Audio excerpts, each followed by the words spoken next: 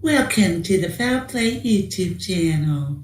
Hey, Dr. Silky. Hey, good morning or good afternoon or good evening in my case. Look, welcome guys. Welcome to our podcast. I'll just turn this off. It's good to be back, and welcome to our weekly podcast entitled Reading with Uncle Ken, and we're actually on part 12. So what we're doing here, guys, we're continuing our series whereby I'm reading passages from Ken Kratz's book, and I'll be asking a series of questions to the panel. And of course, guys, in the chat, if you have any questions, please put them in chat and we'll try and answer them during the show. Welcome, guys. My name is Dr. Silkman and I'm from the Foul Play team. And today, guys, we're going to be continuing with chapter 5 entitled The Blood. Now, this particular chapter is probably one of Ken Kratz's most important chapters in the book. It talks about a very important piece of forensic evidence, and that was the blood that was found in the Toyota RAV4. Now, we know that the RAV4 was found at the Avery salvage yard on Saturday, November the 5th. 1 or 2 days later, it was examined, forensically examined.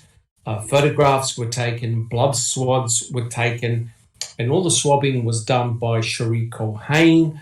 PCR analysis was done on the blood samples, and essentially 2 people came up once they got the DNA standards, and they were Stephen Avery and Teresa Hallbach. So there's a lot of, this chapter is very long and there's a lot of very interesting questions. I think chapter 5 is possibly one of the most important chapters in the whole book. But look, guys, before we start the podcast proper, I'd like to welcome all of our listeners. A big thank you for subscribing to our channel. We now have 1,420 subscribers. And that's really awesome. We appreciate that very much. You guys are very dedicated, very passionate, and it's great to share the podcast with you guys. I also like to mention that we have a very extensive website on our channel, and that website contains a lot of very important, useful information about the cases, Brendan Dassey, Stephen Avery, and also other cases as well. A lot of hard work has gone into the website, and I'd like to thank everyone for putting that together and for all the hard-working people who have done FOIAs, who've gathered documents and photographs, and they've been placed on the website for your perusal. It's free for you to browse. Please feel free to come and check it out. All the details are in the description on the YouTube channel. We also have a very active Discord channel where a lot of the guys on the panel and others are on there almost 24/7. There's always someone discussing about the cases that we're studying. But first of all, guys, I like to say that if you do like our podcast, please give us a thumbs up and subscribe to our channel. But before we start the podcast proper, I really want to give a big shout out to Dr. Sandra Lean, who came on our podcast last week, and I had the great pleasure of interviewing her, asking her a series of questions, and I think the interview went really, really well, and that's on our channel, YouTube channel. Please check it out. We've had a lot of interest in that particular interview. And hopefully we can get Dr. Sandra Lean to come back and do a part 2, maybe even a part 3. And Jack, do you want to make any comments about a podcast suddenly ending at Jack 61? Well, no comment. Shouldn't it be Zoe? Shouldn't it be Zoe? Well, let's just say that there was a little bit of miscommunication, and things just got out of control and clicked, and we apologize for that. But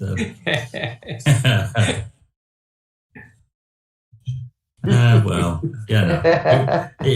it was an honest mistake. It happens. Quick draw McGraw. The good thing is we survived.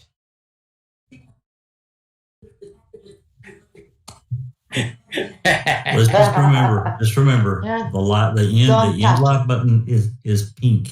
It's pink, so you don't like pink. Don't touch it. All right. I'm glad we got that sorted all out. Bibi, do you have a comment? Oh, sorry. No, you won't be thrown out, Zoe. We'll just hold you in a cage in the back. Okay. Well, anyway, sorry, Zoe, did you have a comment? Okay.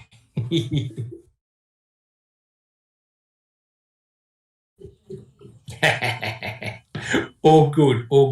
Well, hopefully we can get Dr. Sandra Lynn to come in and do a part 2, maybe a part 3. I'm sure all of us on the panel and also our listeners were very fascinated by that interview. I find so many parallels to the Luke Mitchell and also what happened to Brendan Dassey, of course, in regards to the forensic evidence and the circumstantial nature of the case. All right, guys. Well, look, I think monitoring the chat today is Zoe and Sammy. So if you have any questions, please place them down in the chat and we'll try and answer them the best that we can. All right, guys. Well, I reckon what we'll do, we'll make a start because there's actually quite a lot of questions in this particular chapter, and hopefully we can finish answering those questions in the podcast. All right, guys. Well, let's make a start, and I quote. Now, remember, this is chapter 5 entitled The Blood. I quote, "Think about all of this for a second. Would cops plant droplets of blood in one area of the RAV4, then plant contact transfer blood on the CV case, ignition area, and elsewhere? Why? Artistic whim? How could they guarantee that Stephen would have a cut on his finger, providing the source for the actively bleeding stains?" So this actually is a very, very good point made by Ken Kratz. So here's my question to the panel, and that is, who knew that Stephen Avery had cut his finger on the Thursday, November the 3rd? Right. Who would like to have a go at this? Checking convictions. I think Andy did. He knew that. I'm sure he did know that there was blood coming from his finger. On the Thursday, November the 3rd? Yeah, wasn't Andrew Colburn there? Yes. Does anyone actually remember the day that Colburn was at the salvage yard? Jack 61. He was there on the 3rd. He was there on the 3rd. Now, the evening of the 3rd. Right. Now, correct me if I'm wrong. Was he asked whether he actually saw a cut on Stephen's finger? Yeah, I was thinking of that, but I can't remember. But I know that Bobby was aware. Yep, Bobby Dassey was aware. Yep. Anybody else? Bibi. Didn't Colburn say after the fact, was it him, that said that Steve kept his hand in his pocket that time he talked to him? I think so. Yeah, and I know that he was. The media was sort of like focusing on his hand and finger later on. I know they were trying to film that. Jack 61. Oh, sorry, I meant to mute. That's okay. I'm sorry, I meant to mute. No worries. And Neverly, do you have a comment? Didn't Chuck know that? He knew that firsthand. Yes. Chuck, Stephen's brother, knew that Stephen had cut open his finger. It was his right middle finger and basically he said that he went over to his sister's trailer and he cut open his finger. Reopened. Yes, reopened the cut, and it bled profusely. Stephen went to his Pontiac Grand Dam and was actively bleeding in his Pontiac Grand Dam. And then he went inside his trailer and he bled inside his house on the sink. And according to Stephen, he put a piece of tape around his finger and he went to a Menards with his brother. So a few people knew that his finger was bleeding. All right, guys, any other comments? All right. Now, the state, of course, are stating that Stephen had deposited his blood in the RAV4 from his actively bleeding finger. Jack 61, do you have a comment? Well, just from what before the question, you made read a passage there that Ken was talking about the different stains in the RAV and it being on the CD case. And I found the CD case blood stains really odd in comparison to the rest of what's in the car, right? Correct. Like it was diluted and spilled. I don't know that, but yeah. Well, it was all over the case. That's correct. And I forgot the name of the officer who had examined the black CD case, but they stated that I believe it was 50% of the CD case was smeared in blood. Right now, the CD. Yeah, I think so. And the CD case, of course, was on the passenger seat. Allegedly, the same seat that Brendan Dassey was meant to have sat on, because according to Brendan, both him and Stephen drove the Toyota RAV4 to the pit. Now, quite clearly, that can't be the case because not only do we have a CD case with blood on it, but there are also bottles of water on the seat, and none of them appear to be crushed, right? So that's very, very interesting. So how did the CD case get smeared in blood? How did it get 50% covered in blood? Jack 61. Well, that's what I'm saying. It's like that somebody brought, whatever apparatus they had that had his blood in it, and this mixture or whatever got spilled all over that thing. I'm guessing by accident. They didn't even try to get it off. They just left it. But in comparison to the rest of what's found, if that stain that's on that CD case would have been, say, on the dash, oh my God, it would have been a huge area. Yes. Correct. So, it actually doesn't make sense, does it, Jack? Because you've got discrete droplets of blood in the vehicle, and all of a sudden you've got this smear pattern on the black CD case. How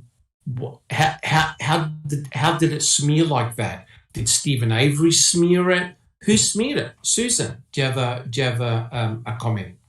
So possibly whoever was planting the blood dropped the whatever vehicle that the blood was in. Yeah. And spilled it there. I don't know. If it were Stephen and it were from his finger, surely on that CD case there would be bloody fingerprints. That's correct. Yep. That's a potential of having fingerprints. And of course, they didn't find any of Stephen's fingerprints within the Toyota RAV4. Jet 61, do you have a comment? Well, yeah, why the hell did they just, to me, why wouldn't they just taken that CD case with them?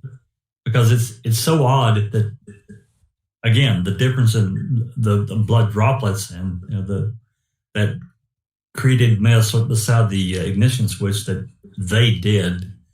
The CD case itself, it stands completely alone, in my opinion.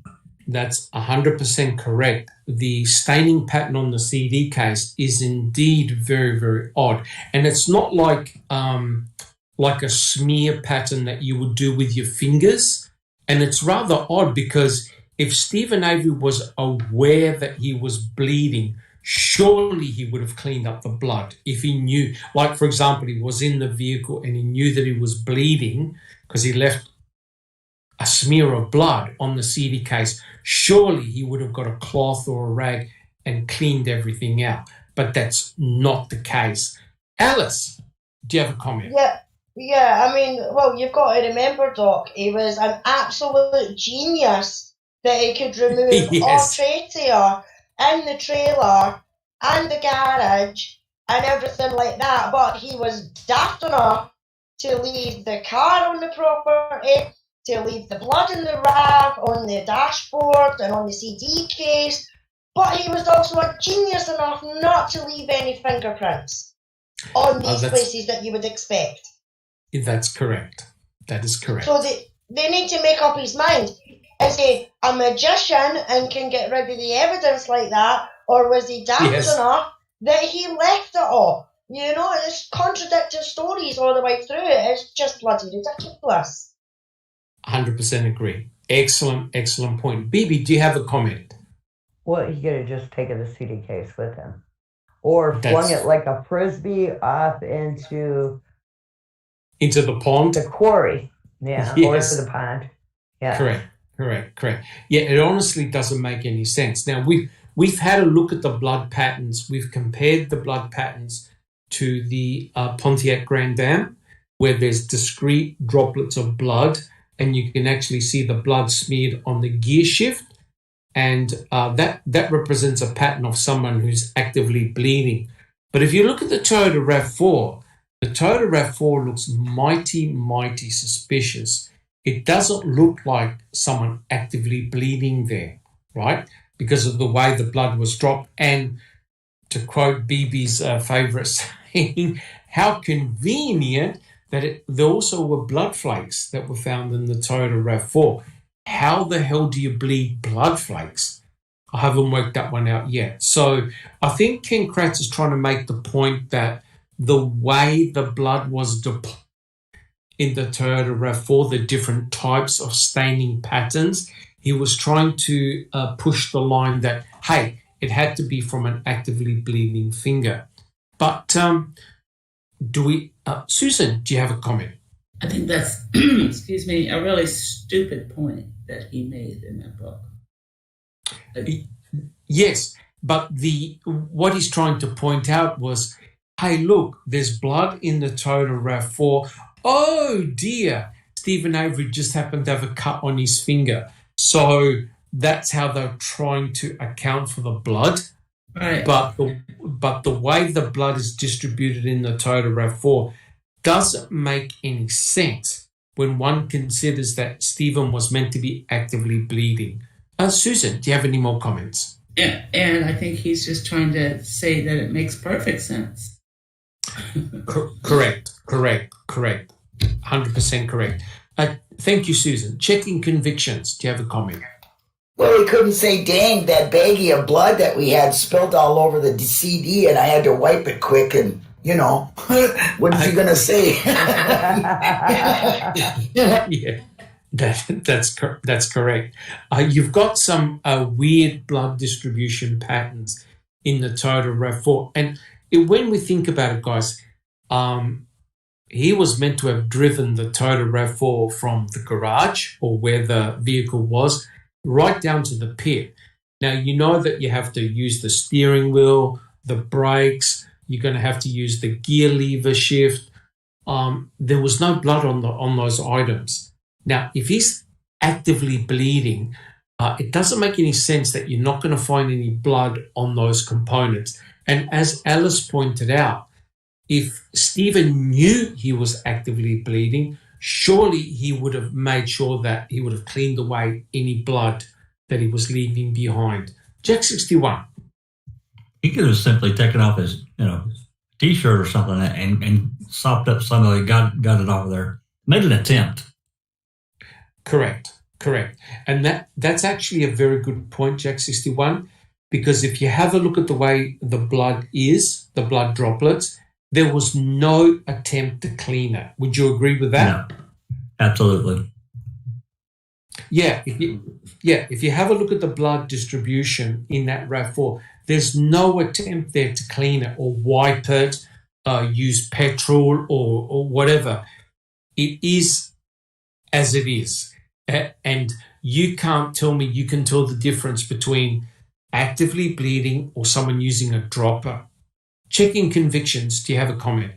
Yeah, Mercer Coroner says the CD case was a mobile object, so could even have been rubbed against the blood on the gear shift in the Grand Am, then placed in the REV. Not likely, but possible. Yeah. Because, unfortunately, guys, because we don't have proper in situ photos, because we don't have proper crime scene documentation, it's very, very hard to determine actually what happened. And what makes me very nervous is the fact that Sheree Cohane did the swabbing of both the Toyota RAV4 and also the Pontiac Grand Am, right? And so once you've got all the swabs, it's very easy to change labels, right? Because you can't tell from the swab. You can only tell from the packet that it's in.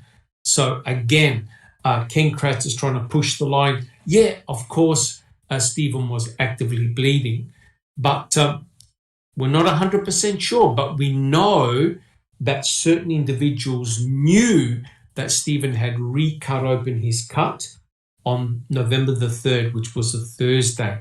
That's the day both Stephen and his brother Chuck went to Menards. So it's very interesting because I know that Kathleen Zellner is pushing the blood in the sink hypothesis.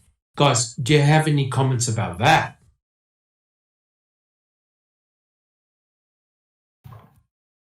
Checking convictions. I just don't go with that. I'm sorry. To me, it just doesn't make sense, the sink. It's more likely the Grand Am, in my mind. It's more likely the Grand Am. And isn't it funny that, Andrew there, our good old buddy, Mr.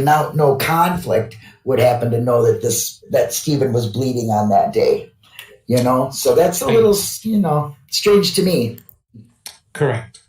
That's a very, very good point. Just Rhonda, do you have a comment?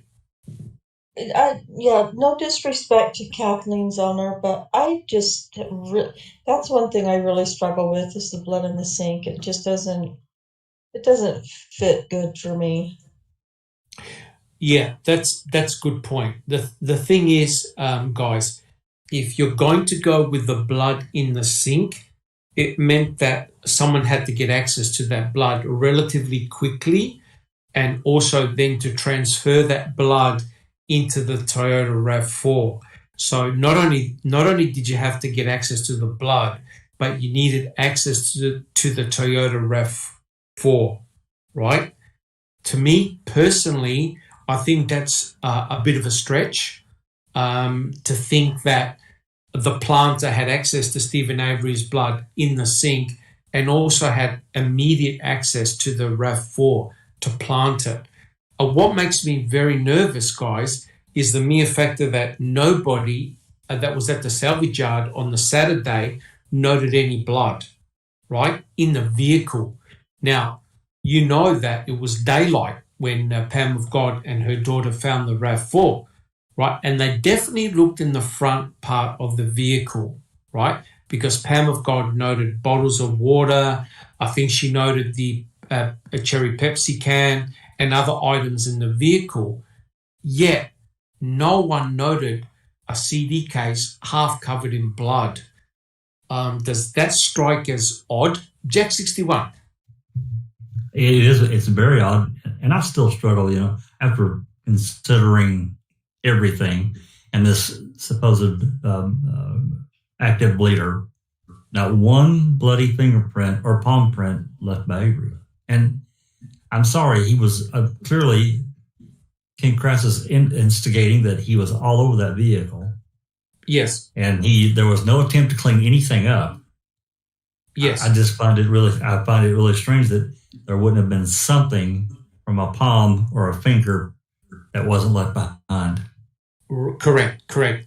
And the other thing, of course, Jack 61 and everyone else, was the fact that Stephen Avery and Brendan Dassey were meant to have handled Teresa Horbach and have placed her in the back of her own RAV, right? So if it begs the question, when did Stephen Avery commence actively bleeding?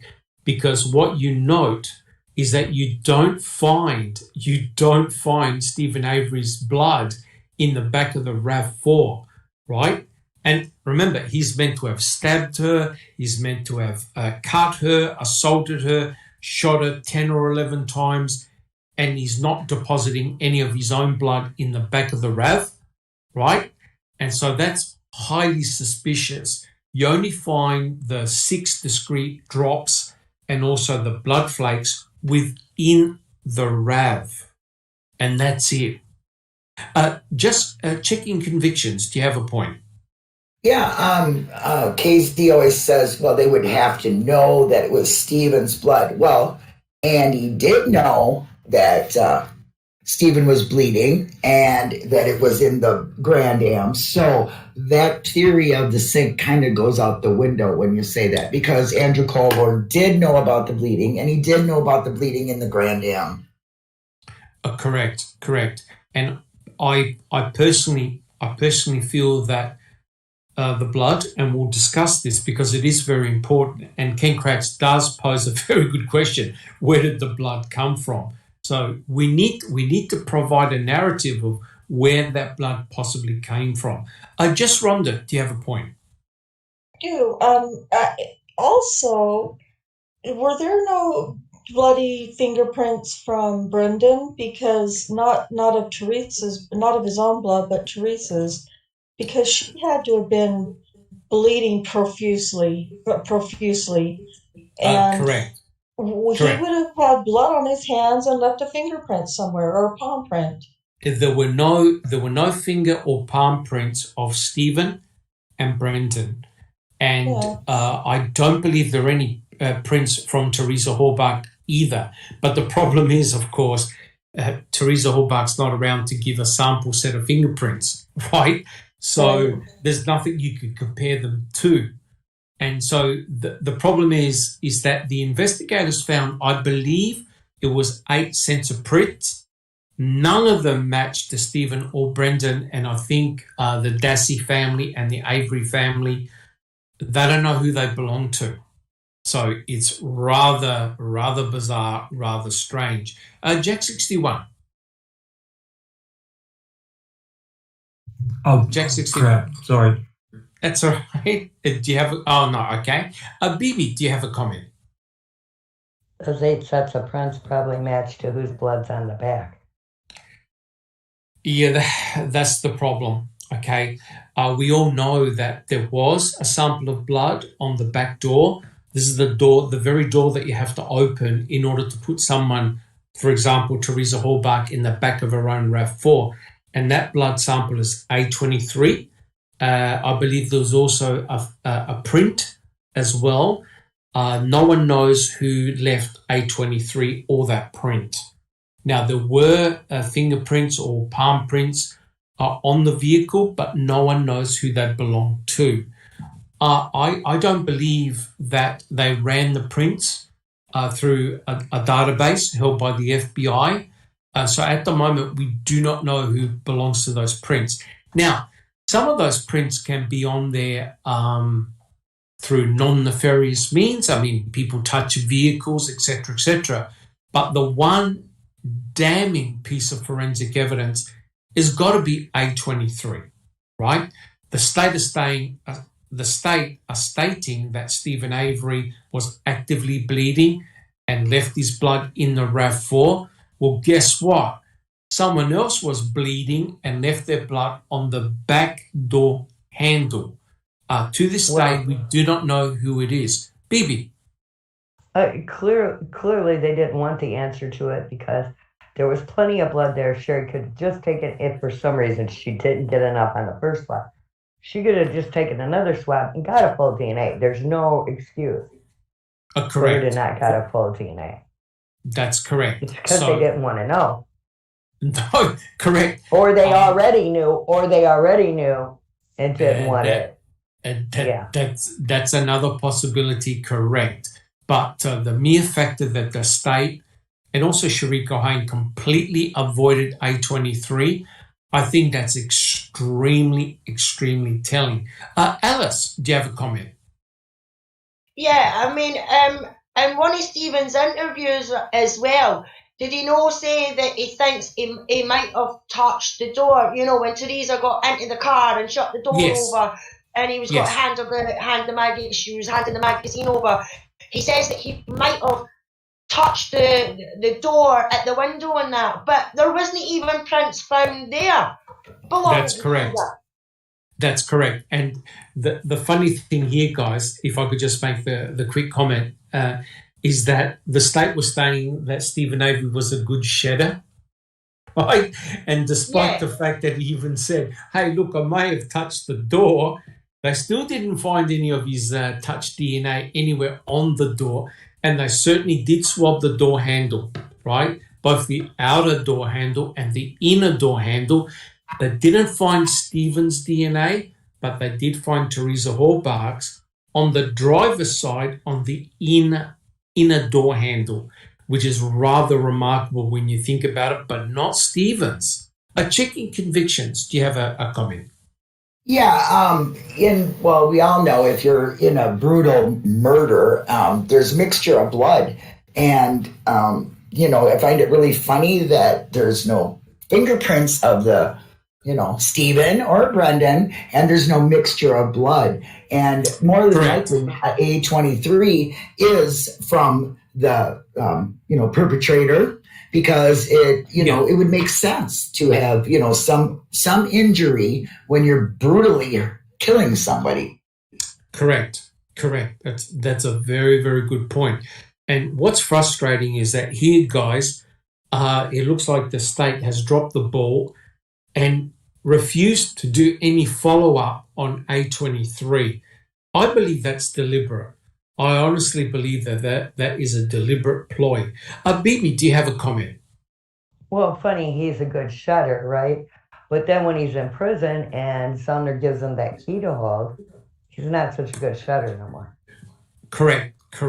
And we're going to be discussing the key in the next chapter. But Kathleen Zellner gave him an exemplar key. And what's interesting is that the DNA on the key that was found in his bedroom contains 10 times the amount of DNA than on the exemplar key that Stephen held for, I think it was about 8 to 12 minutes. So much for him being a very good shedder. He clearly didn't leave a huge amount of DNA on that key, except the one that they found in the bedroom contained a huge amount of DNA on that key. No blood and no DNA or fingerprints from the owner, which was Teresa Hallbach.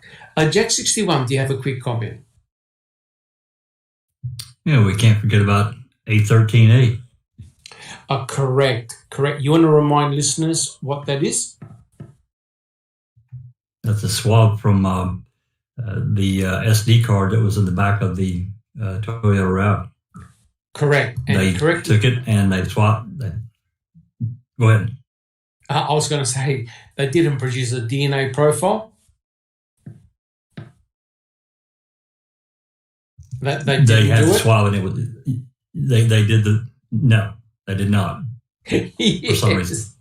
Yes. Correct. I wonder why. So again, we have this rather bizarre situation whereby I think once the DNA was detected from the blood inside the Toyota RAV4 that belonged to Stephen Avery, everything stopped. The investigation seemed to have stopped. They didn't look any further. And Neverly, do you have a quick comment? This bizarre situation, as you said it yourself, should be placed in the basket with all the other bizarre situations, just like when they found sweat DNA on the hood latch, but they didn't swab the release latch for the hood latch, or the stick that keeps the hood up. They didn't do that. Correct. Yeah. You mean that big basket of I don't recall? Yes. Yeah. How That big basket. Yeah. How convenient.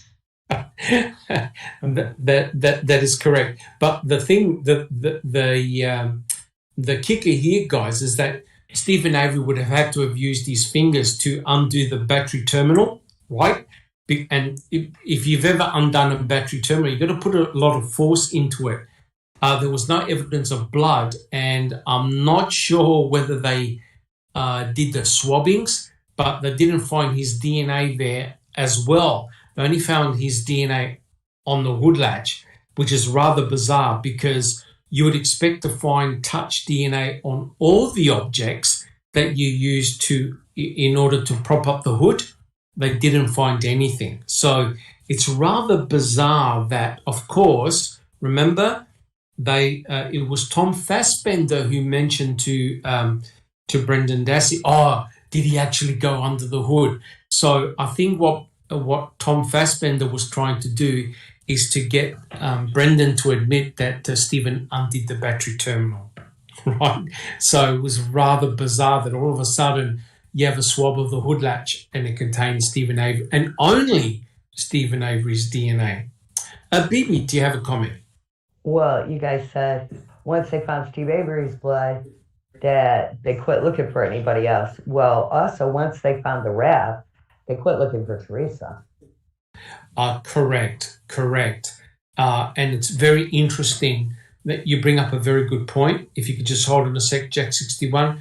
They, when Brutus did a hit on the back of the RAV, all of a sudden it went from a missing person to a homicide. So they almost resolved then and there that Teresa Horbach was dead. Jack 61, do you have a comment?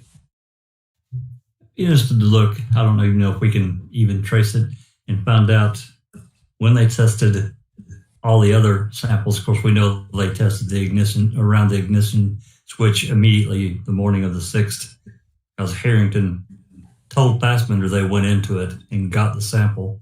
Correct. Versus these other samples like A23, A13A, when those samples were tested, because they've got this first sample. So by God, the rest don't really matter. No, correct. If you have a look at Cherie Cohane's very initial DNA report, it basically looked at the blood droplets that were in the Toyota RAV4 and also the Pontiac Grand Am, right? And at that stage, they didn't have the DNA profile of Stephen Avery. They didn't have the profile of Teresa Horbach. But the interesting thing is, of course, when Cherie Cohane put in the DNA profile into Codis, all of a sudden, Stephen Avery's name pops up, which is incredible. So the question is, how in the hell did his DNA profile get into the Codis database when he was exonerated? So you figured it out, Dr. Silkman, didn't you? I did figure it out, and it was done by Cherie Cohane back in 2003 when she did the exoneration. The only problem is she didn't tell anybody about it, probably because it was illegal to do it. Bibi, do you have a quick comment? Where'd it go? Mobley made an interesting point. Why not calling the scent missing person dogs first? Yes, that's a good point. I mean, when you think about it, you had two different types of dogs there, the scent dogs and also the cadaver dogs. And he said they waited 2 days. Yes. The silly thing is, right, they spent all that time opening up the car hoods and the bonnets of every vehicle on that property, including the cars that were crushed, right? They got the jaws of life and basically took the cars apart. Well, why on earth would you want to do all of that when you had a cadaver dog and a scent dog, right? So if you provide a scent of Teresa Horbach to ruin their business is the answer. There's no question it destroyed their business, right? Because a lot of people, they want a car hood or a car bonnet, etc., etc. If you destroy those, basically break those items, the value of the vehicle is going to go down, right? And because they had scent dogs and cadaver dogs, why not just release them and see where they go, where they hit? crazy. Hey, Alice, the yes. last part we bought at a junkyard was a trunk lid because somebody had smashed into our rear end. Yes, correct. And we've gone through the testimonies. They basically opened up, they popped the hood and bonnet of all the vehicles in that property. And of course, the silly thing is, they had the keys in the office, but they used crowbars and other items in order to prise them open, basically destroying the vehicles in the process. Alice, do you have a quick comment? Just going back to the blood for a second. I mean, if they'd done their investigation properly in the first place and took the fingerprints and the DNA samples that they should have done in the first place from other people, i.e. like Ryan Hilligas and Scott Blowdorn and things like that, they might have had a match that they could have tested for the handprint and things like that was on the back. Instead, they were too focused on Matt Avery, taking Matt Avery's fingerprints for crying out loud, but yet they didn't take Scott and Ryan's fingerprint. Is that because they knew that they were involved somehow and they didn't want to take their fingerprints because they knew it would match? It just doesn't make any sense. Correct. And that's what happens when you have investigative bias and tunnel vision, which we've discussed in the past. To tell you the truth, I don't believe they looked at anybody else but Stephen. Initially, they were probably looking at all the brothers, right, to see if all the brothers were involved. But you could tell that the main focus of the investigation was Stephen Avery. And guys, let's not muck around. As soon as they found Stephen Avery's blood in the Toyota RAV4, that's it. The investigation was over.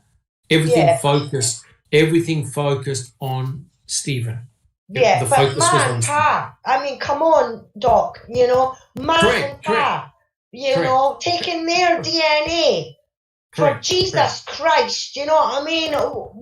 Why? I just don't understand why they took Man Pa's DNA but did not take other people's. Well, I don't think, the whole family was not liked, right? And remember that note that I think it was Michael O'Kelly wrote about the family, cut off that branch. This is one corrupted gene pool, etc., etc. So I don't think they trusted anybody, including Ma and Pa Avery. And it was rather embarrassing, I felt, that Sheree Cohane mentioned the fact that Dolores's DNA was not found on the handcuffs. Now, for God's sake, that was the handcuffs that were in Stephen Avery's victory. I know, Bibi, that rolls you up, but I mean, to write that in the report, I think that's rather distasteful, in my opinion. Checking convictions, do you have a comment? Yeah, I just personally think that, the cutting open of all the cars and looking at all the cars and bringing the dogs in was just to make them look like they were doing an investigation, because they really didn't need any of that extra stuff they were doing. The dogs, yes, but they didn't even let the dogs do their job correctly. So as far as I'm concerned, it was just public persona they were trying to fix, They were just trying to make it look good. And they really had no, point for doing most of the things they did there. They just were trying to make it look good. They were just going to wrap it around Steve no matter what. I think so. And we know the investigation was really shoddy because they didn't find Teresa's remains for several days, right? Despite having the dogs there, they didn't find the remains, I believe, until November the 8th, right? So even though they had the dogs there, they used the excuse that, Bear had scared off the cadaver dogs and the scent dogs and he was very vicious. But from everything I've seen, Bear wasn't vicious at all. I think the investigation was really, really badly done. It was not well done at all. And I think what you were saying, checking convictions, was more like a bit of a facade, right? Because, I mean, they had the Toyota RAV4, right? And yet they waited for so long in order to command the vehicle and take it off the property. They refused to open it up. They refused to process it in situ, even take a lot of pictures in situ. It was taken away. Jack 61. I don't want to walk us too far off topic. But I did read something the other day that caught my eye. And you were talking about, I think somebody mentioned something about photos or whatever earlier.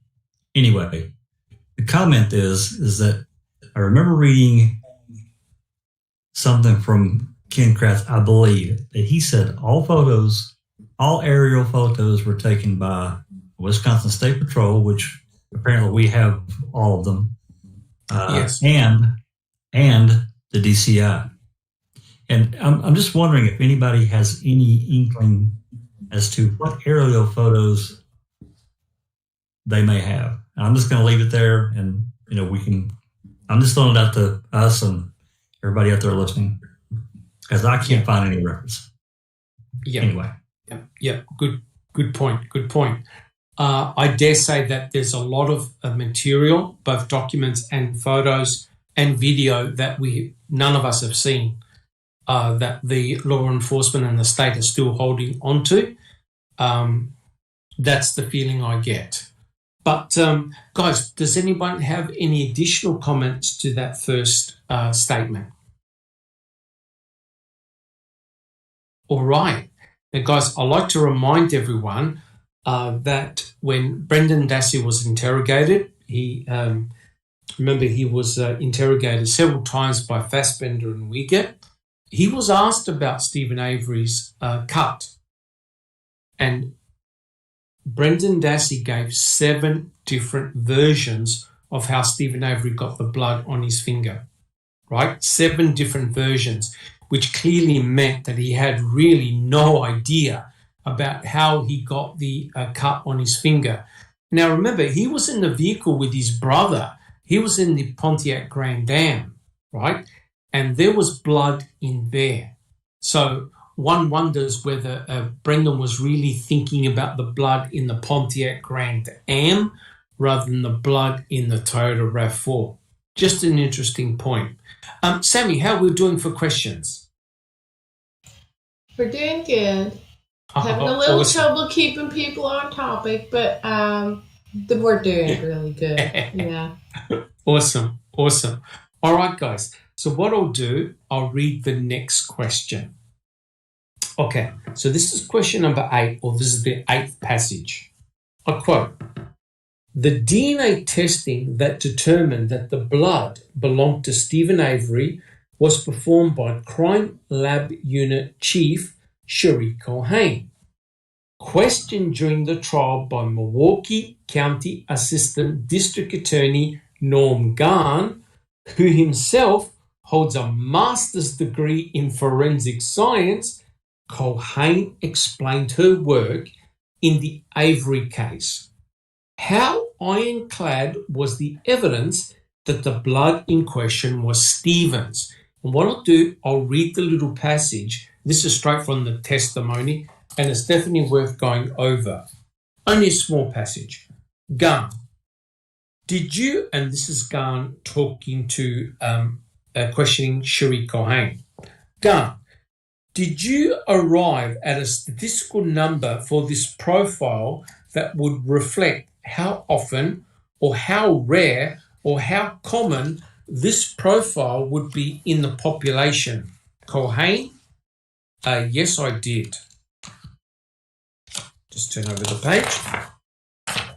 Gahn, and could you explain to the jurors what that statistic is?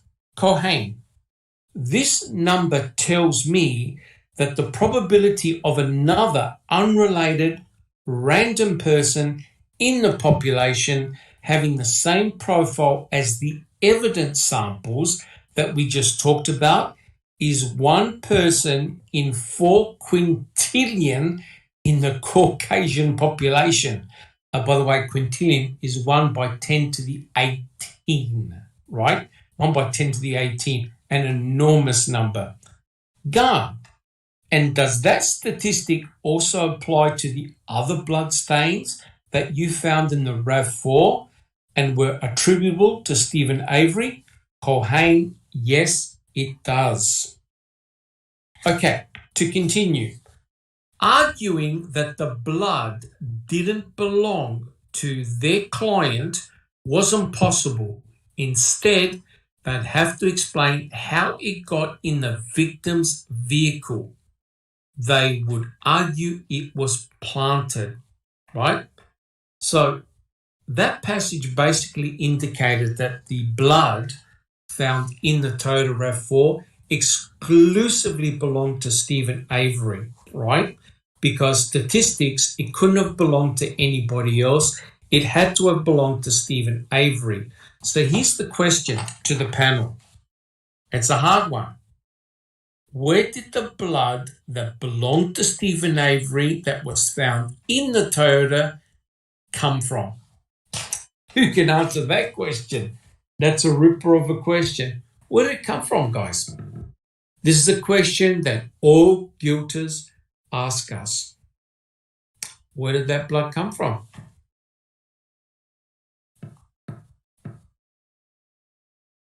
Jack 61. It's a good question, and it's hard to walk around it. But I think it came from. I think it came from the blood tube, the vial. The blood vial. Okay. That's because we read through LeBeau's testimony, and no matter how he tries to get around it, the detection limit is the key factor. And I'm certainly not a scientist, but I do understand. If the machine can't detect it, does that mean it's not there, or just that the machine can't? It's below its detection level. Yes. Detection level. Yes. Yes. So, I tend to agree with Jack on that. I truly believe that blood came from a direct source. It wasn't like he left it there. I think it was gotten somewhere else. I agree. But do you not, and now Dr. Silkman, you listen to those numbers of what she's saying, kind of tells me it's an absolute impossibility that he actually left that blood there. I just don't know how to put it into the right words, but it tells me somebody went and got that from somewhere else. Well, put it this way. The statistics show that no one else but Stephen Avery could have left that blood, right? If you believe that blood, if you believe that DNA, the blood and the DNA extracted from that blood is Stephen Avery, it could only have come from Stephen Avery and nobody else. And the statistics prove it. That's why they went to that degree in the courtroom, because that's a very powerful piece of evidence to say, well, if it's a couple in a couple of quintillion, that's more than the population of the human planet. It means that the only person who could have left that profile was Stephen Avery. That's a very powerful point to make. But you can make the same point about the blood in the Pontiac Grand Dam, right? It belonged to Stephen Avery. The question is, how did that blood in the Toyota RAV4 get there? Jack 61. Well, another thing that bothers me, and I spoke earlier, and we talked a lot about the Harrington report, or the Fassbender report, where he talked to Harrington on November 6th, and the entry into the RAV. And the thing that really bothers me is there's no real documentation surrounding it other than him telling Fassbender about it. As far as we know, there are no videos or anything. And you would think that would be something they would want to memorialize when they open that RAV up for what they found immediately, even if they weren't necessarily taking photographs at that very second. Yes. Having someone with a video camera, that would go a long ways, in my opinion. So anyway, I just think that there's that I don't want to say this is some big conspiracy, but still, we're lacking that bit of information that's not documented. And I have a problem with it. Correct. And you're right. My understanding is that they've got a locksmith to open the door, and it was the driver's side door, because when Groffy was in the lab, he found that the driver's side door had been open. That's right. So hence we've got that document to show that the Toyota RAV4 was indeed opened, right? But what the hell is Groffy doing with doing a presumptive test on that bloodstain? Well, as far as I know, he was there. He was called in to take photographs before anything else was done. Correct. That's correct. So that is correct. That wasn't his job. His job was to inspect the vehicle and take pictures. The forensics is meant to be done by Shariko Hain, who then in turn did another presumptive DNA test or presumptive blood test on the very same blood stain that Groffy did, which is completely insane. Neville, do you have a comment?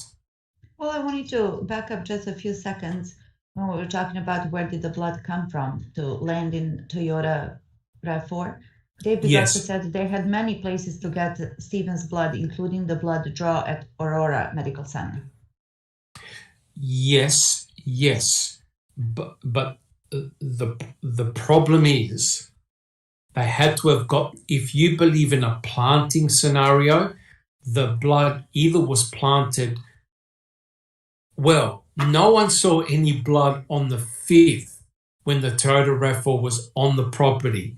So if you're going to plant that blood, the perfect opportunity to plant the blood is when you remove the RAV4 from the property and you plant it on the way to the lab, right? So you have to have a source of blood.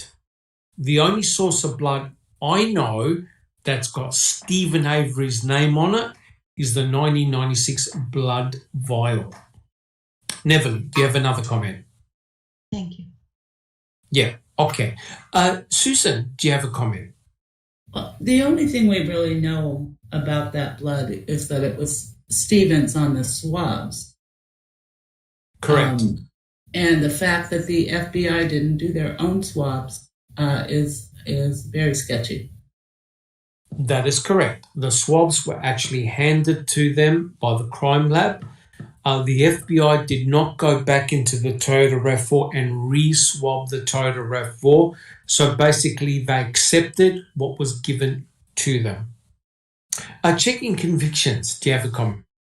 Yeah, I just basically want to say it looks like they had the right, to make it look like they were doing a great job at their investigation, but they're doing the wrong things, and it seems more just like they're there to make it look good and not really do what they're supposed to. Correct. I suppose the issue here, guys, is if Shariko Hain swapped the swabs, no one's going to know. How are you going to know? So in other words, some of the blood swabs that came from the Pontiac Grand Dam, if they were labelled as coming from the Toyota RAV4, you would not know. Alice, that's exactly right. You would not know. Kim Hogan is asking. They were an hour late getting the RAV to the lab, if I'm not mistaken. Was that that's an correct. opportunity? I was Yeah, going to no say problem that. with I that mean, too. did it not take them about 2 hours or something like that to take a 40-minute drive or something yes, like that? Because it was yes. it wasn't that far away, and it would only normally take half an hour to 40 minutes, but it took them 2 hours or 2.5 hours or something to get from one place to the other. That's weird. Yes, it did take additional time. Granted that it was raining, I believe it was raining quite heavily, but it shouldn't have taken more than an hour extra. So the point being is that there was enough time to get into the vehicle and put the 6 droplets, including the blood flakes, which is rather bizarre. But there was plenty of times, there was enough time available to plant or seed the RAV4 with blood. Yes. Sammy, do you have a comment? Yep, Millbilly said MTSO was alone with the car before DCI and the case showed up, and Link never signs in but signs out. Yes, correct. So the point is, there was opportunity to plant blood in that vehicle.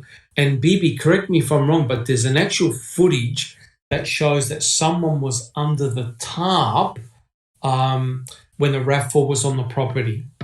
Yeah, I remember seeing. It's real shaky, and Yes. it's only just a little teeny clip. But you do see this person dart under it, back out, under it, and it almost looks like there's two people under the tarp. Yes, correct. So there was the opportunity to plant blood. What I can't understand was that you have Pam of God, her daughter, Remika.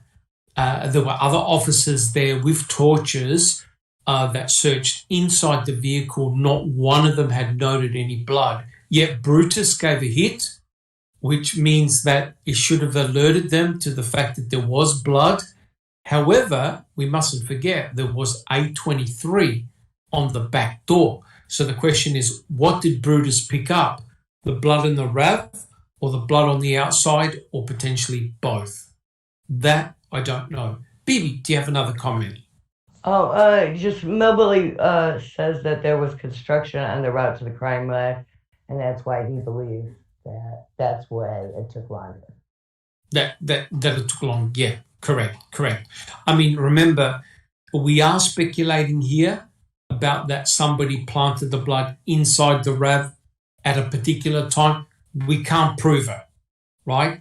But there was an opportunity for someone to get inside the RAV4 and plant the blood. There was time. To have planted that blood, someone would have needed maybe about 2 minutes tops. There was a there have evidently several opportunities, right?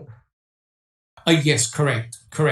And you have to... Because somebody opened that door with a key for Grappi is that his name, to be able to get in the car at the crime lab for supposed pictures. Well, so whoever opened that door... That may have Jimmy Jim. That's right. I was just going to say that because Harrington didn't say that they made a key. He just said they called a locksmith and gained entry. Correct. And the crime lab actually did make a key, but I believe it was much later because remember you needed a code in order to make a key. Right. And days later. That's correct. But there was a key that was made. A key was made to get inside that RAV4 or to use it. So the crime lab did make a key, but I believe a locksmith was used. They probably used a Slim Jim to open the door, which was very, very interesting. But a repo man could have made a key off the bed in a matter of minutes. That I don't know. As in, my husband used to work repo back in the day. Yeah, we don't. Yeah, as Jack 61 was saying, there's no documentation to say exactly what they did. They just say that I think the Harrington report says, the door was opened and that was it. The means, the manner, the way it was open, we do not know, BB. We don't know. Yeah, I know, but they could have had a key cut within minutes. All they needed was a repo man. Yeah, which then begs the question, why did the crime lab make another key? Right? And the problem is, in evidence, the only thing that we know about is the key that the crime lab made. There's no additional key from a locksmith, right? Which tends to suggest that the locksmith probably used a Slim Jim. But again, we're just speculating there, I'm afraid. Alice, do you have a comment? Yeah, well, I mean, it's fair enough what Millbilly's saying, that there was construction on the route of the road. But to me, that's still not going to make any sense to why it taking 2 hours to get to somewhere that's going to take 40 minutes. If there's construction on the road and they're using traffic lights, you're going to sit at the traffic lights for about 5-10 minutes to let the motors and that go by before you get started. So that might have maybe added an extra 20 minutes onto the journey. but no, Yes. over an hour, and then when it comes to the key, if you look at that key that they've put into evidence and said that that was in Stephen's room, if that was supposed to be her main key, that key looks brand new. I guarantee you, if any of you drivers go and look at your keys that you have been using for the last year or since you've got the car, we're putting it in and out of that keyhole and everything like that, you're going to have oil residue, you're going to have markings of where the keys been put in and everything like that. The grubbiness for your hands and everything like that, when you're using them every day, all day, you know what I mean? Especially with Teresa being a photographer, she would have been in and out of that umpteen times with going into people's houses, going to people's places to do the photography, even going to her own work in her own house. That key would have been in and out of that door, but yet that key looks brand new. Correct. And of course, the main problem is you've got none of Teresa Horbach's DNA or fingerprints on that key. You only have a pure source belonging to Stephen Avery and no blood, right? No blood was noted on that key. So it is rather... And on the lanyard as well. Yeah, very good point, Neverly. So the only thing that was found was Stephen Avery's DNA. You found nothing of the actual owner. And of course, the main problem is that Teresa Horbach had to have keys to get inside her house. She had to have keys to get inside her work, right? So where are those keys? Checking convictions. Well, going back to the blood and finding it in the RAV, if I'm not mistaken, didn't they tell the Horbachs that there was nothing to with the RAV when they first found it? So, that's, when did this all come about? They, just so, Correct. That's what I wanted to say the same thing, checking convictions, because if they found something but told the Horbachs there's no sound of foul play, no pun intended, actually, then they're toying with their emotions, which is sadistic when you think about it. Correct. And then what? They go back and they say, oh yeah, but we found the blood, somebody's blood, even if it's not Teresa. So if you have somebody else's blood in the car, that's kind of significant. But to tell them that there's no evidence of foul play. And let's not forget what Mike also said. Bibi, what did he say? If they found Teresa, it would have been a big mess.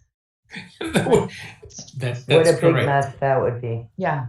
That's correct. That's correct. But look, guys, I'm playing the devil's advocate here.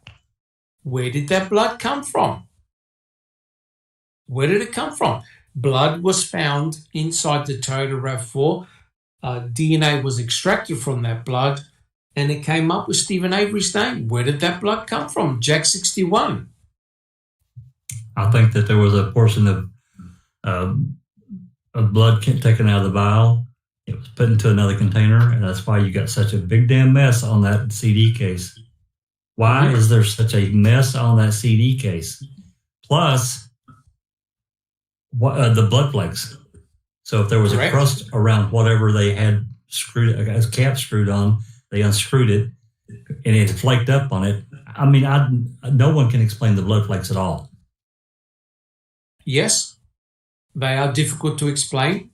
I 100% agree. 100% agree. Okay, so Jack 61, you believe that possibly the blood vial was used to plant the blood? Okay, Bibi, what about yourself? I think it was dried blood from one place or another, either the car or the sink or whatever. And I think they were sitting there in the front seat reactivating it with some water and spilled some of the flakes and made that big smudge where they got a little bit overzealous stirring it up and getting it all reactivated into liquid. Okay. So basically they rehydrated some blood. Yes. Okay. Alice, do you have a comment? Thank you, Bibi. Yeah. Well, I mean, I could quite agree with what Bibi's saying. I think they did do something with the blood, for the tank, or even as Jack says, for the tube. I mean, I wouldn't put nothing past them because, as Mel Billy has said, they used his toothbrush. Because you can see in some of the pictures that the toothbrush is on top of the sink. I think it's in a cup or something like that. It's on top of the sink. And then in other pictures, it's no. And then Jodie says, and I'm sure that's in a phone call, that Jodie asks him, why was his toothbrush under the sink? Yep.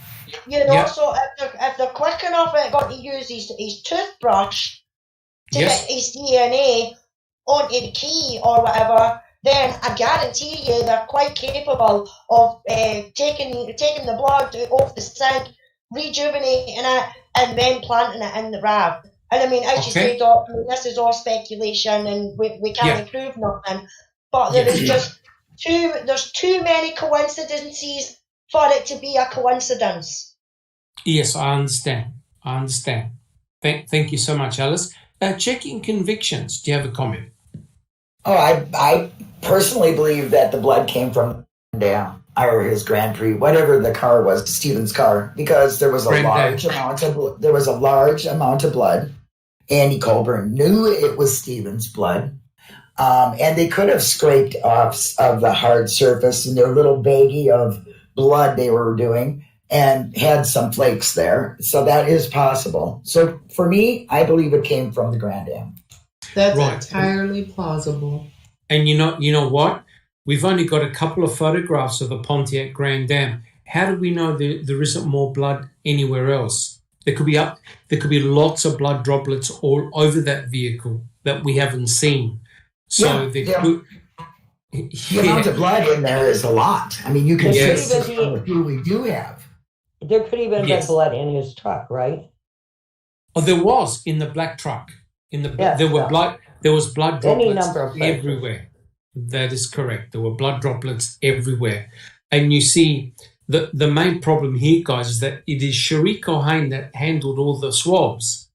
She did all the PCR analysis, so she would know exactly which swabs containing blood had Stephen Avery's profile. All you got to do is just change the label on the tube, and that's it. Party over. Susan, do you have a comment? Well, I think that the blood flakes pretty much prove that it wasn't Stephen actively bleeding. If that were the case, they don't just fall off your finger. No, that's correct. And I really think those blood flakes are key. Yes, correct. And also the fact, what I can't understand is there was a droplet of blood on the passenger side back door on the metal frame. Why would Stephen open that particular door up and bleed there? Why would he do that? Has anyone got an explanation for that one? There's another place there was blood too that night because he was hooking up or unhooking a trailer. Yes. When he reopened it. So he would have bled right there on the hitch. Correct. So put it this way, there were multiple places that blood could have come from. So if we look at it, you've got the 1996 blood vial, right? That's got Stephen Avery's name on it. So therefore, you know that blood comes from Stephen. No questions asked. You've got the blood in his trailer. But the problem is you don't have a name attached to that blood, right? So therefore, if you use that blood that was in his trailer, in the sink or on the floor, you run the risk of that blood belonging to somebody else. So if you're going to use that blood and plant it, potentially you can plant somebody else's blood. So that's highly, highly risky. However, if you knew that Stephen bled in his own Pontiac Grand Am, then that's gold right then and there. You've got the Pontiac Grand Am and you've got the Toyota RAV4 in the same crime lab being swabbed by the same lab technician who did all the PCR analysis, right? So when you do a swab, you put the swabs in a rack, okay?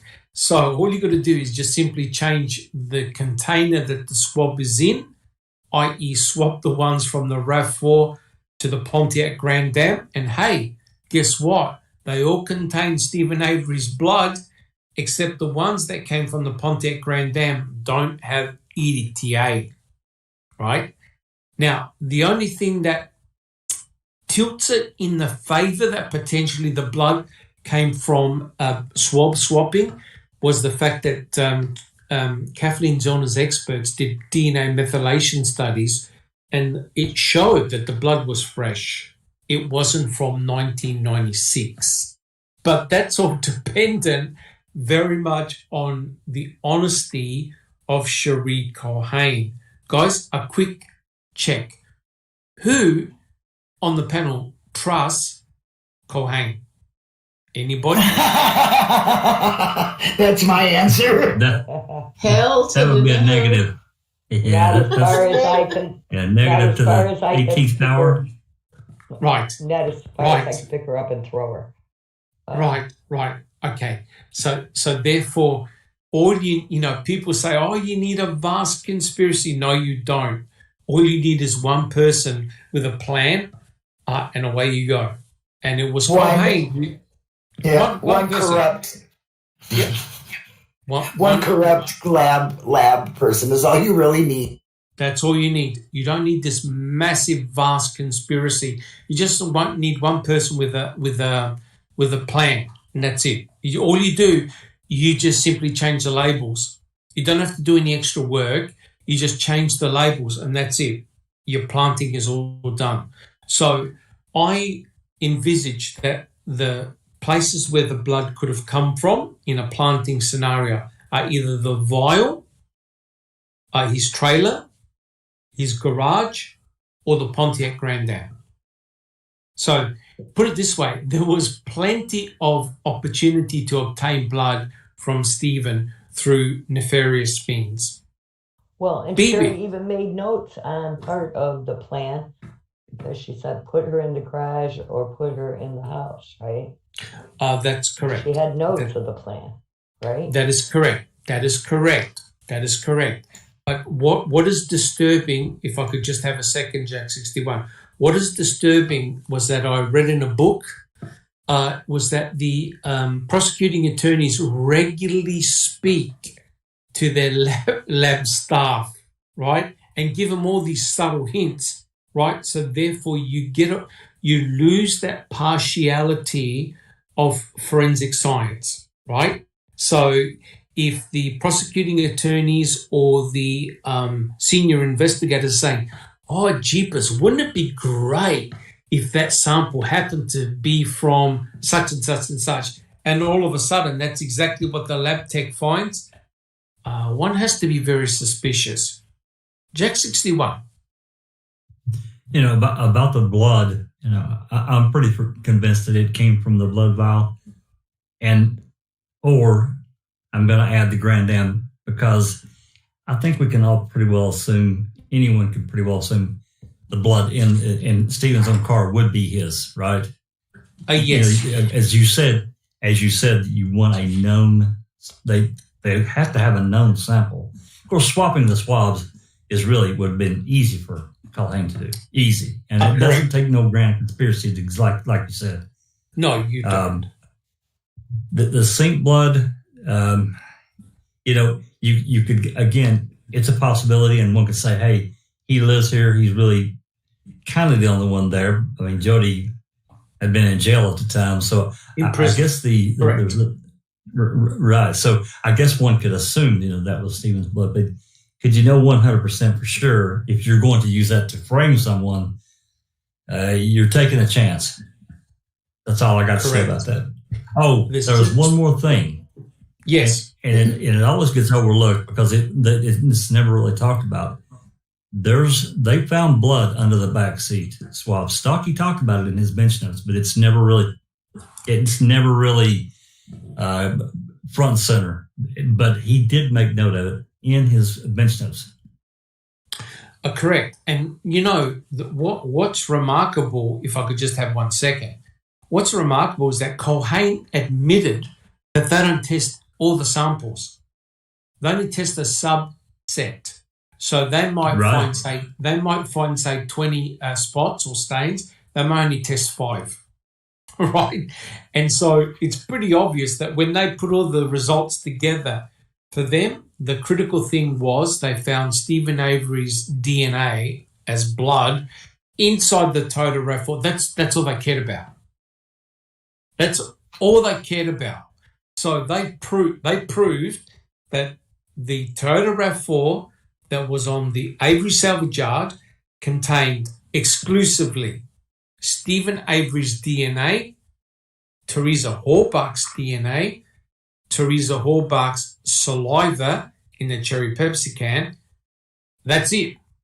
For them, that was damning enough. They didn't retest A23. They didn't care. They also didn't follow up on the fingerprints and palm prints.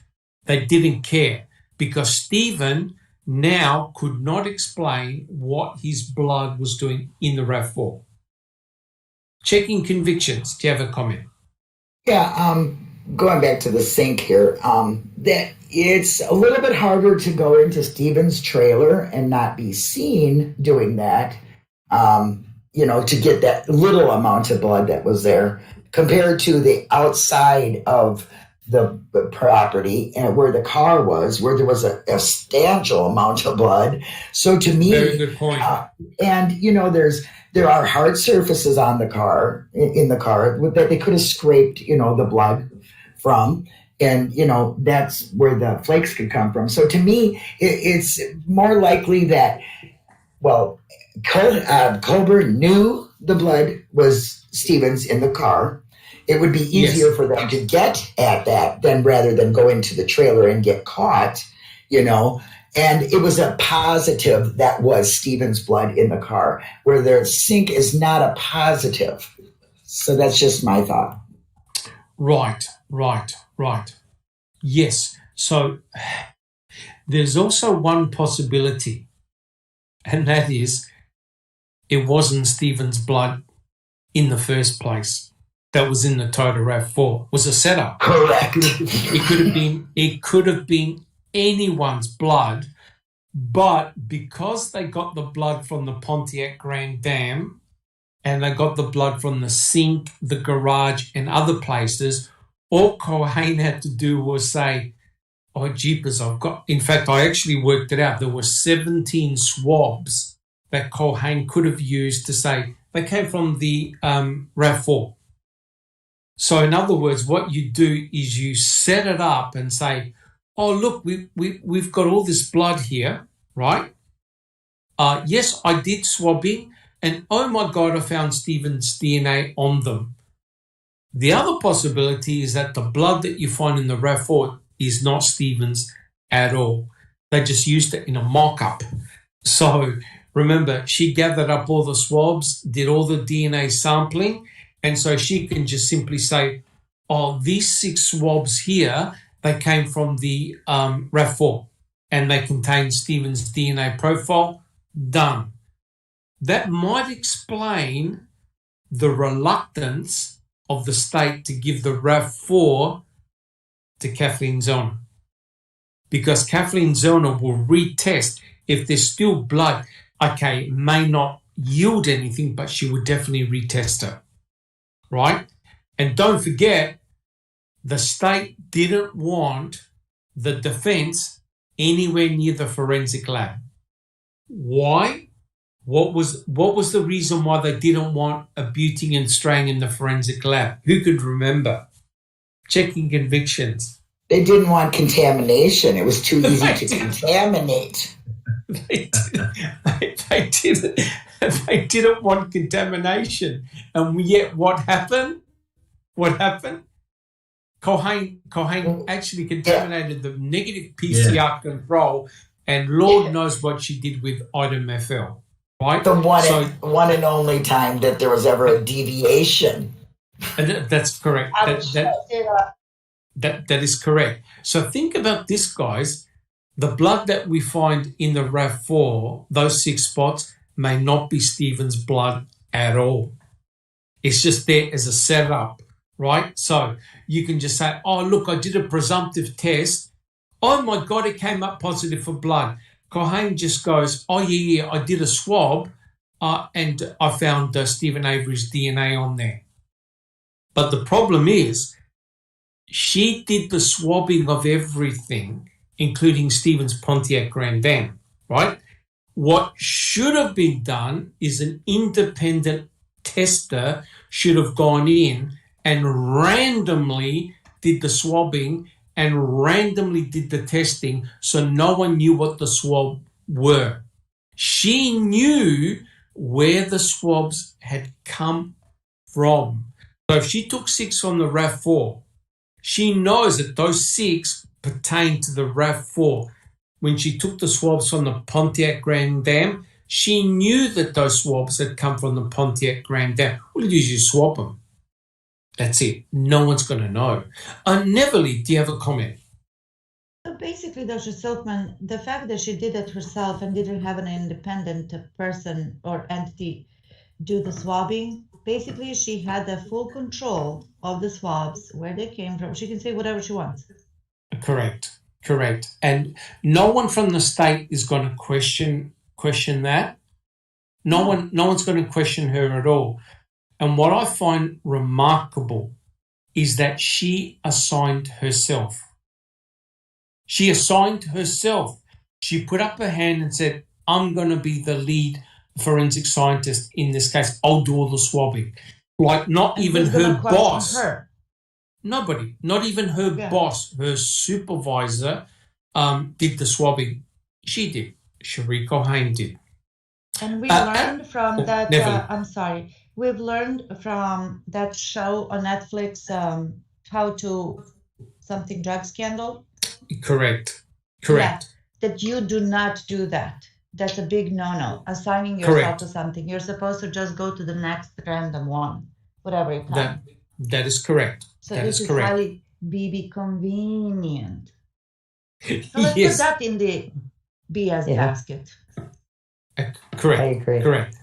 Correct. And you see, a lot of guilters may say, oh, look, you're being too harsh, etc., etc. But the problem is these guys keep on inserting themselves into the narrative. That is the main problem. They put their feet and hands where they should never have gone. So that's why they've been criticised in the way they have been. Alice, do you have a comment? Well, you just got to take the wee note that she wrote down for the instructions for Aspender. Put her in the garage or trailer. Correct. But the one thing I was, did it ever get pulled up or mentioned or questioned about? I know we've done the trials and that, but I can't remember anything. Did Colleen ever get pulled up for putting Stephen on the Codis after his exoneration when that's fucking illegal? No. In fact, King Kratz turned white as a ghost when that form was actually put up in court. Try to put her in the garage or his trailer. Yeah. And she goes calmly, oh, yes, I was aware of it, but that they had no influence at all. Excuse me. Bunch of tossers. You're a bunch of tossers, Jack. Correct. So in other words, even when the defense had overt evidence, they still kept cool, calm, and basically said they had no influence or effect. Checking convictions, do you have a comment? If I'm not mistaken, they don't, like you said, it didn't even have to be his blood in there. It was just swabs. So Cherie Colleen had that stuff. She could have labeled that anything she wanted. Nobody was going to question her, correct? She only has to show the swabs. She doesn't have to show where she got it because there was no pictures taken of that. No. Right. So she was in control of what she labeled. So it could have been, blood from anywhere that she got from Stephen and just or no blood from Stephen, just labeling it that. Correct? That's correct. That's correct. That's correct. And she, it's interesting. She was actually asked during the trial exactly how she collected the swabs, right? And so what she said was, "Oh yeah, I had a bin. And so what I did is I did a presumptive test first, right? So she used the presumptive swab first to test to see if it was blood, and then she was asked, "Oh, what'd you do with that swab?" She goes, "Oh, I just chucked it out. I threw it out." But you're reliant on her honesty that she threw the swab out, right? So think about this. If she actually kept those presumptive swabs, right, that means she would have had double the set of swabs, correct? That's right. Instead of throwing out the presumptive swab as you're meant to do, because the presumptive swab is when you actually take a swab of the blood stain and test it for the presence of blood, but there's still going to be blood on there. If she never threw those swabs out and kept them, then you've got a double set of swabs, right? So in other words, what I'm trying to get at, you're reliant on her honesty that she threw out what she was meant to throw out. And that's it. You can't be relying on somebody who uses all of the sample of a bullet and then has a deviation that's never been done before. And yeah, she's just too shady. Yeah, and the key. She's just too shady. And that's correct. She used all the DNA on the key and the bullet. Which is very, very interesting. Bibi, do you have a comment? Her hair is big enough to hide lots of secrets. That's correct. Her hair is indeed. Jack 61, do you have any comments? Well, what you're talking about is a constant argument that I'm into with the Guilfors on Reddit, is that the state was in control of everything. And we know it's been proven time and time again. They've kept shit hidden from the public. They kept it hidden from the defense. We know that for a fact. It simply is, 5 weeks ago, we found out about this undisclosed 8 millimeter tape. We knew nothing about it. It's not on any ledger. It's not recorded anywhere. How can that possibly happen? Correct. This secret recording that we just got of DCI Wish and Dettering with Marvin and Scott. Didn't know that they were recorded. As far as we know, I don't know how Ricky got his hands on it. I'm glad he did, but because it proves a point how much they were in control of everything. Correct. That's all I got to say. Correct. 100% correct. And just echoing what checking convictions, what I was talking to checking convictions about, it really is as simple as presenting an illusion, right?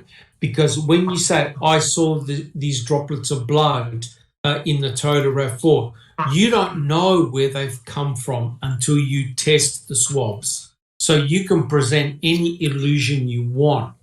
Checking convictions. Do you have a comment? Yeah, I'm just going to put a little plug in there for blind testing, double blind testing. I think that is a key in any kind of investigation, and that should have been with this one for sure. Should be the gold standard. That should be the gold standard, and that's why there's been a lot of angst in that the forensic laboratories are not following those gold standards, and hence they're open up to a lot of abuse and potentially making a lot of errors, either deliberately or, honestly, right? And so that's why you need the double-blind testing. It means that nobody knows what those samples are until right at the end when a key is taken out and you go, okay, sample 1 to 10 represents this. And no one knows who's doing the testing. They don't know who it is either. They don't know who it came from. They don't. Yep.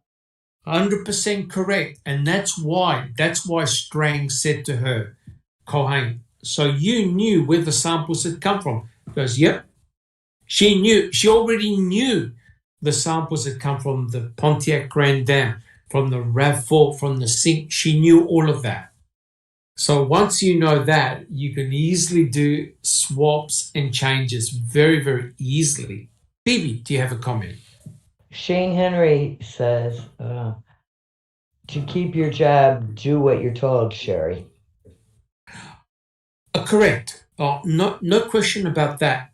And I think, all jokes aside, I think that Cherie Cohen was under a lot of intense pressure when you think about it, because it was her rubbish science in 1985 with the hair analysis. How ironical is that, BB? That's what got him convicted in the first place, right? And Cherie Cohen in 2003 exonerated Stephen, right? So as a consequence of that, not hair. Yeah. And well, actually the testing of the pubic hair, which is rather ironical again, but this time they did DNA analysis. That led to a direct civil suit of $36 million. So look at this. Cherie Cohen made it all good again. Everyone's happy. Kacerik, Vogel, the state are off the hook. Stephen Avery's back in prison. So, you don't need a vast conspiracy. You just need one or two, right? And think about this. Cohen is the one who is the controller of those forensic analysis. That's a lot of power. No double-blind testing, nothing. All right, guys. Are there any additional comments? All right. Look, I reckon, guys, what we do, because it's getting on a little bit late for me. It's approaching midnight. What I'd like to do is do 2 more questions. How does that sound? Sounds good. All good? Let's do it. Okay. Yeah, let's do it. Awesome.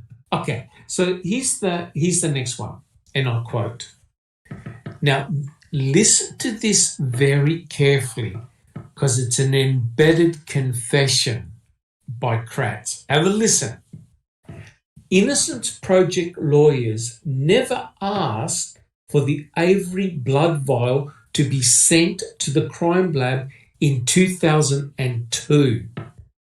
Only fingernail scrapings and hairs needed to be transported and tested. Note, by 2002, Avery's DNA profile had already been developed by the lab, and therefore his blood didn't need to be sent to any lab again. This profile would be verified by a buccal swab taken of Avery in 2003. A buccal is a non-invasive way of collecting a person's DNA by swabbing the inside of their cheek with what looks like a Q-tip. Now, here's the question to the panel. And I just about fell on the ground when I read that passage. The question is, how did Stephen Avery's DNA profile get into Codis when he was exonerated in 2003? Now, before everyone jumps up and down, this is the important thing, right?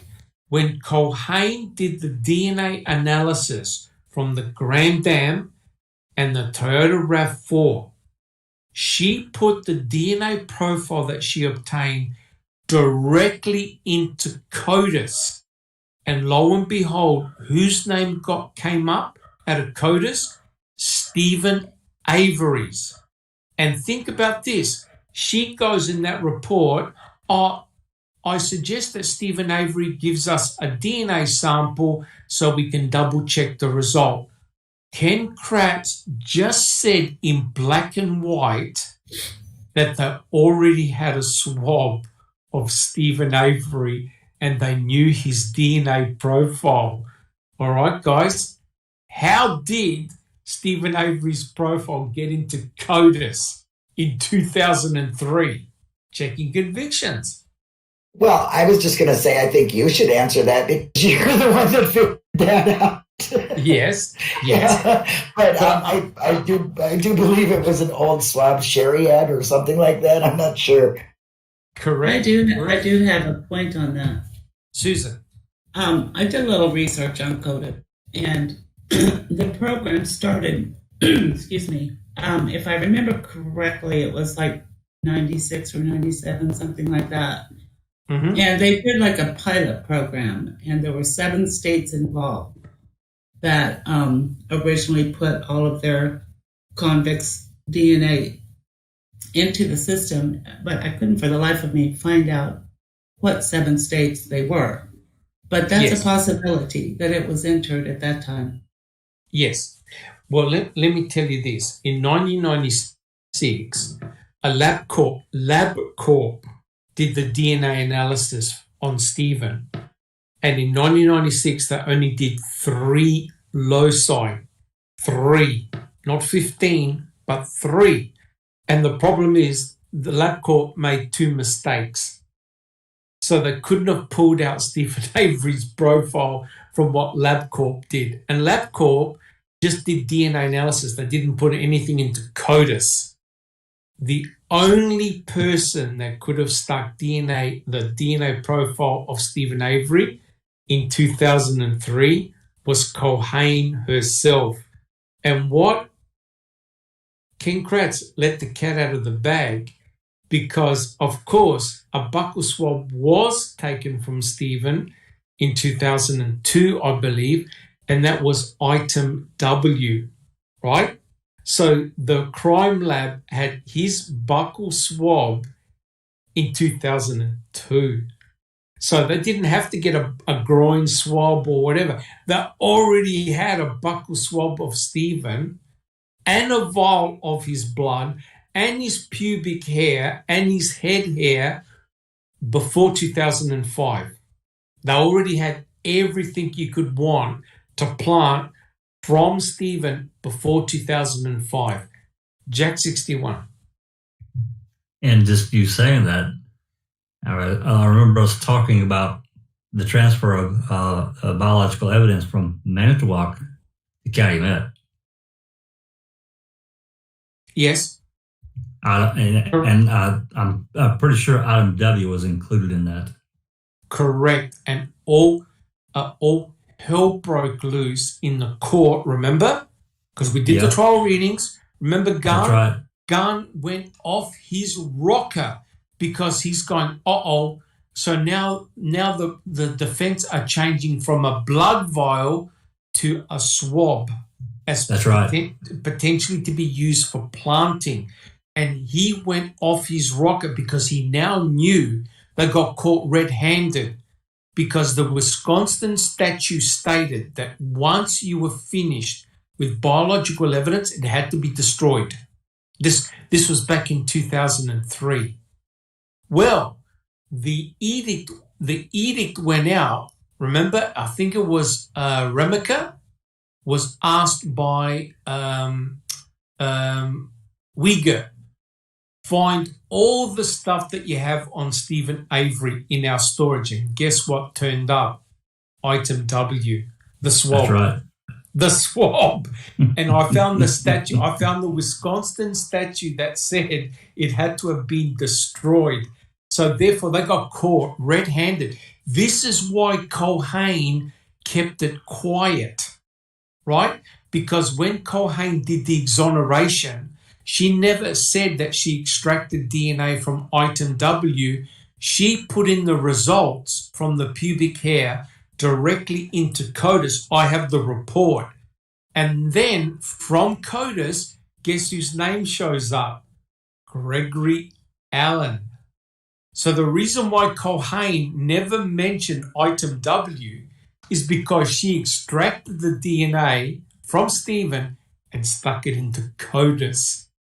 Right? And we know she did that because when she got the results from the Grand Dam and the Toyota RAV4 and stuck it into Codis, you can see the report. Stephen Avery's name popped up from the database. And remember what Wiggett said to him? He said, what's your DNA doing in her vehicle 1 day before Culhane got the search results? Oops. How did Wiggett know about the results before Culhane ran the test? Jack 61. ESP. ESP, correct. Jack 61? Any idea? Big fucking oops. Correct. And the thing is, I was able to back check everything. And item W was the item. So potentially, think about this, guys. If Cherie Cohen isolated pure genomic DNA from Stephen Avery, and she had it in the lab, she had the potential to use that for planting and for even placing on the key. In the lab, she already had his DNA in the lab, pure DNA belonging to Stephen Avery. Wow. And they kept it quiet, and they didn't want the defense to talk about item W at all. Jack 61. That's what I'm talking about. They had total control of everything. That's correct. A lot of us, a lot of what we've talked about is speculation to a lot of degree, and it's informed speculation. I'm not discounting what anyone out there believes at all. Sick blood, come from the Grand Am or wherever. But the main point is they're in control of it, and they can do whatever they wanted, and they did. Correct. But don't you find this rather amazing? They're all up in arms about the blood vial, but they actually had everything of Stephen Avery in the deep freezer. That's right. They had everything of him already. They had his hair, they had his pubic hair, and they had a buccal swab, right? And genomic DNA. They had everything from him, and including a blood vial with his name on it. So, in effect, the planting defense was legitimate because that crime lab had everything of him for planting or for nefarious activity in the crime lab. Just Rhonda. Oh, sorry, Bibi. Go ahead. Let Rhonda go. She has a Just Rhonda. I just wanted to kind of go back just a tiny bit. Of course.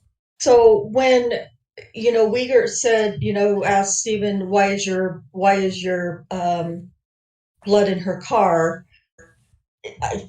God knows I'm not defending anybody on the state side, of course, but that is a tactic that law enforcement often uses, even though it's a lie. Correct. And the same thing. Correct. With, her blood in your trailer. That's just so. Even though it was probably nefarious with Uyghur saying what he did, that is a law enforcement tactic to say that is correct. Say like that to try to elicit a confession right off the bat. But I'm not saying that's what happened, but it is possible. That's correct, but it's the timing of everything that is rather remarkable. That's why, yes, you're correct, because they asked him that on November the 9th, one day before Cohen had the test run, the Codis, and we know that because it's in her report, and we know that because it's in the testimony as well. Yes, you're correct. The police are permitted to lie, but when you look at all the timing of it, it's remarkable. And the fact that Cohen kept item W very, very quiet and didn't want to talk about it, to me goes to show that what she did was that she extracted his genomic DNA from item W and stuck it into Codis at the same time that she was doing the exoneration testing, right?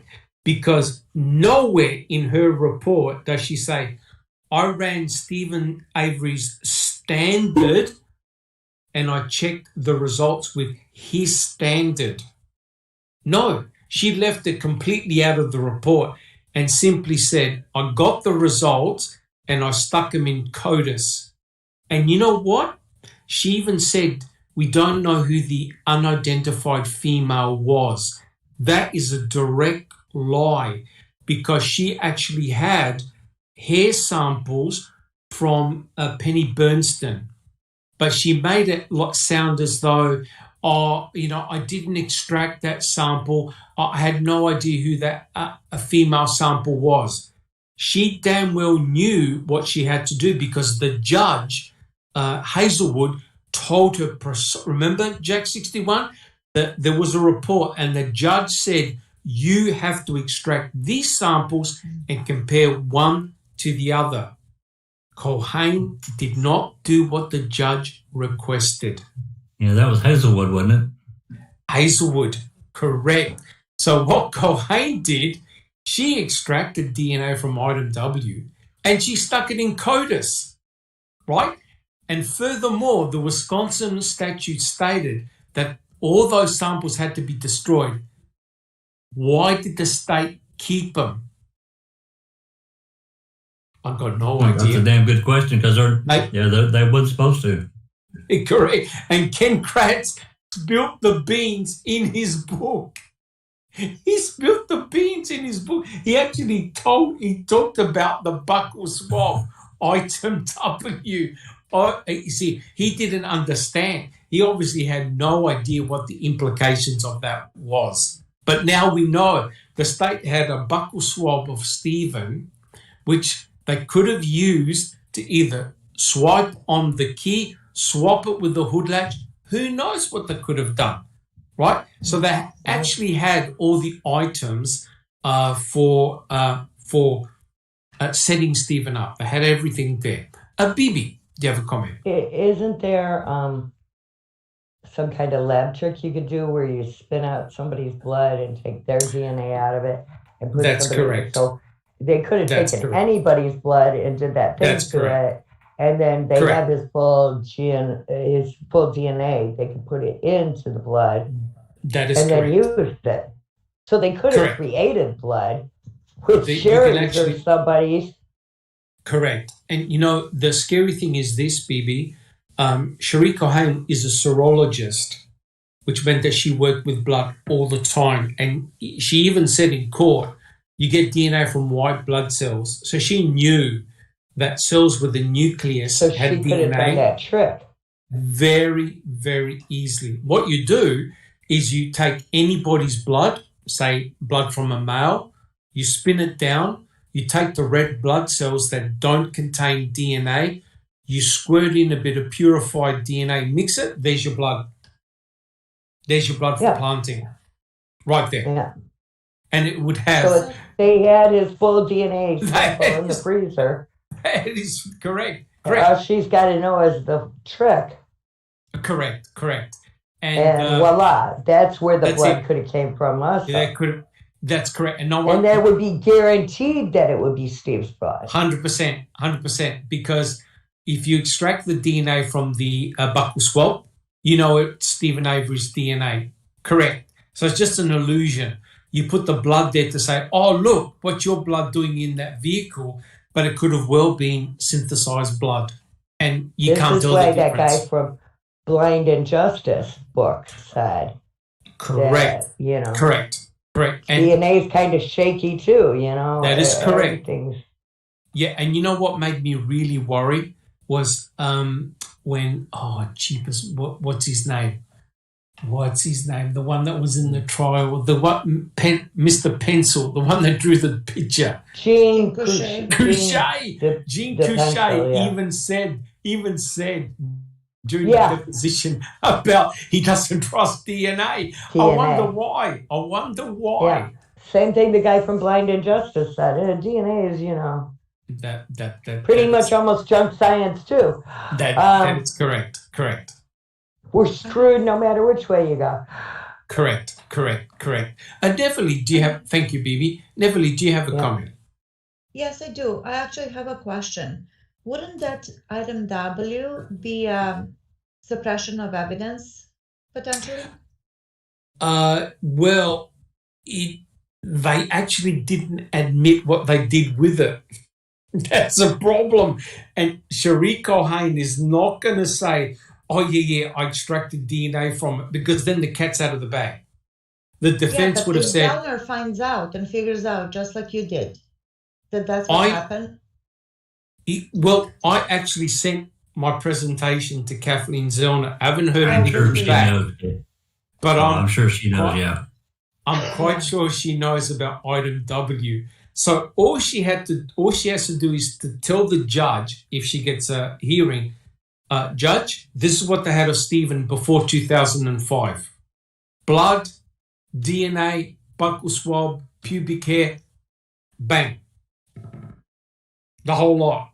They had everything of Stephen's. So to set him up is a piece of cake. Jasna said DNA evidence is only as honest as the person testing it. You just beat me, Neverly. Oh, sorry. Correct.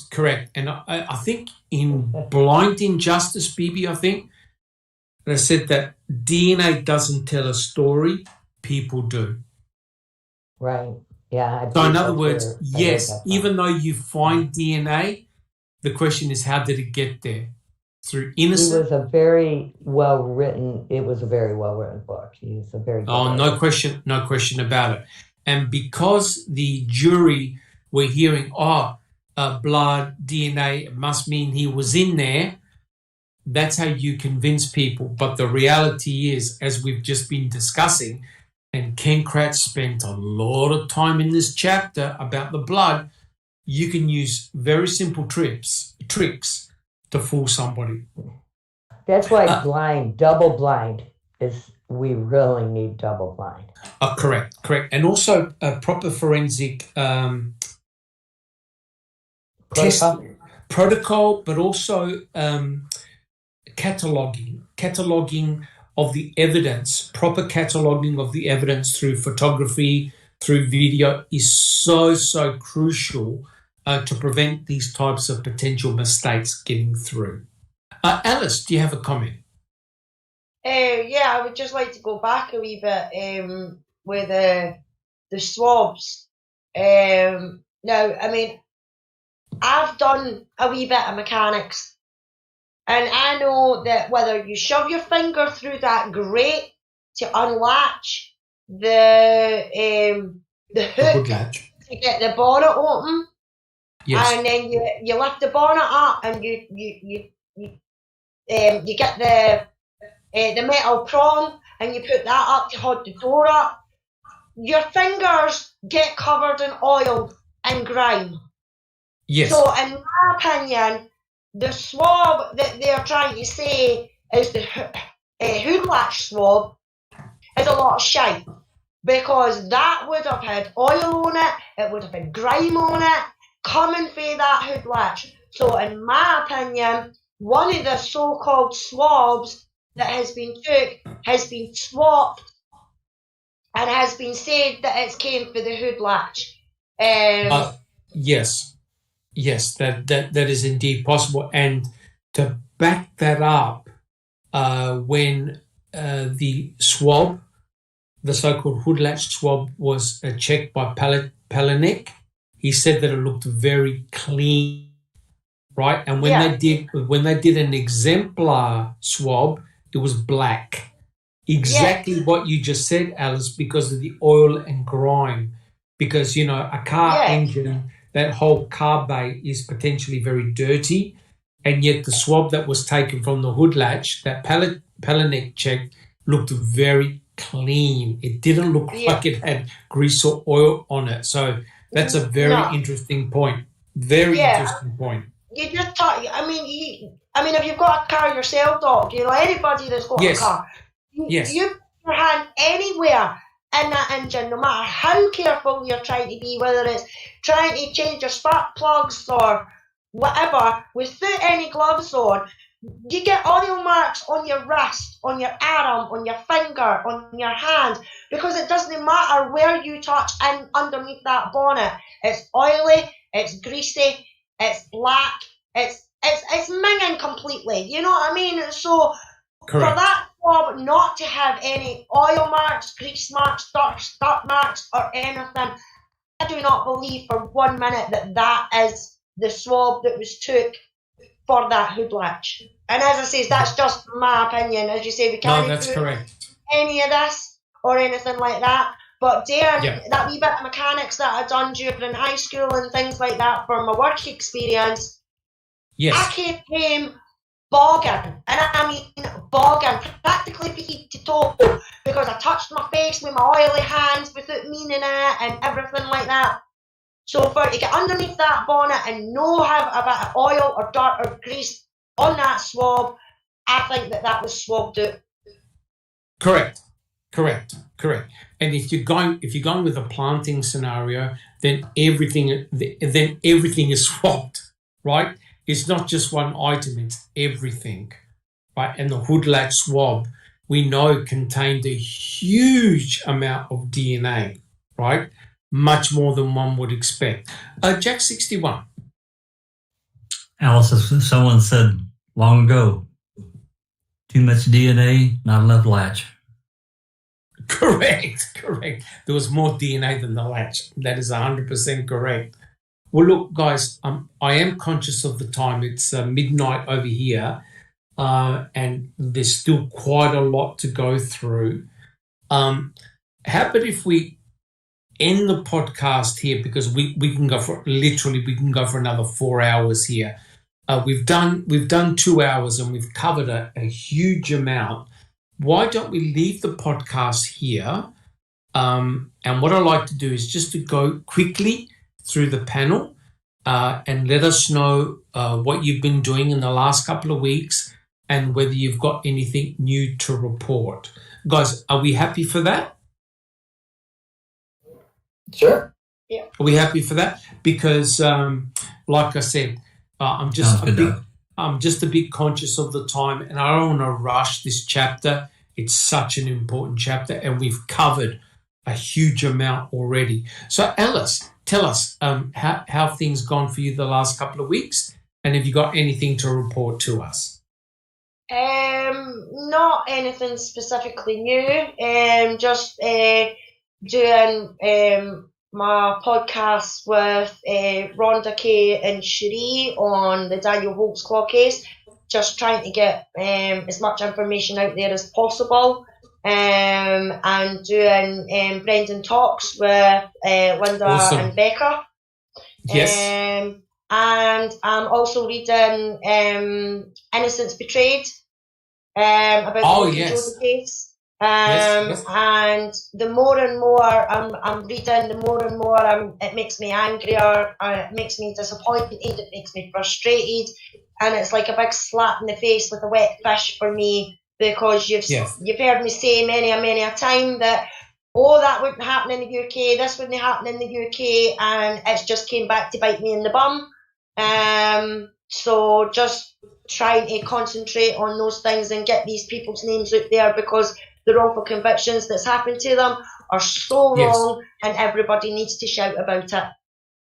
Yeah, that's the impression I'm getting, very much so. I'm reading the book. I've read the book. I need to reread it again, but the parallels I see between Luke Mitchell and Brendan Dassey are just incredible, absolutely incredible. But hopefully we can get Sandra to come on and do another podcast with us. There's plenty more questions that we've got for her. A lot of people are very interested in that case. Awesome. Bibi, do you have any final comments? No, I'm good. Got some stimulus money. Happy as can be. You pass it forward to whoever's next. Awesome. Checking convictions. Do you have any final comments? Well, no, I guess I could just, same thing, Alice, getting involved in, the Jody and Luke Mitchell case is just mind-boggling, crazy, and I feel terrible for that one. Just trying to, get Brendan's word out there, keep Brendan alive in our Discord and in our YouTube. We are going over Mr. Meow Meow's things, and what a lawyer he was not for Brendan. And doing some trial readings now with Foul Play, and just, keeping it alive. That's about it. Awesome. Fantastic. Thank you so much, Checking Convictions. Jack 61. I'd like to thank everybody that's been supporting us, and this reading here is really interesting. What Ken Kress did, and the open mic. Can't say enough for thanking everyone for coming along and supporting that project, and these various subjects that we cover. I think the last one we did with Dr. Sanderling was really good. I really enjoyed it. I think everyone did. And as you said, Dr. Silkman, hopefully we can get her back and continue that conversation, because she really does. She really knows the case. It's unfortunate, she can't talk about everything, and I understand that. I think everyone does, but you can tell that she's really knowledgeable. So hopefully we can get her back and continue to educate and learn ourselves, because I'm still learning about this case, left and right. So, and then these other things that we've dove off into, this recording. There's a lot of interesting things there. I guess best way to say it is surprising that we got it, or that it existed, number one, and number two, that we got it, because that leads into what else don't we have. Correct. Anyway, for tomorrow's open mic, before I let the mic go, I don't know that I'm going to be able to do one, because as everyone here knows, my modem is fried. I'm on a hotspot right now, so we'll see. One's supposed to be delivered today, but I don't know. We'll see. No worries. And what time is that supposed to be at? Zoe? Oh. Thank you. Awesome. Thank you so much, Jack61. Just Rhonda, how about yourself?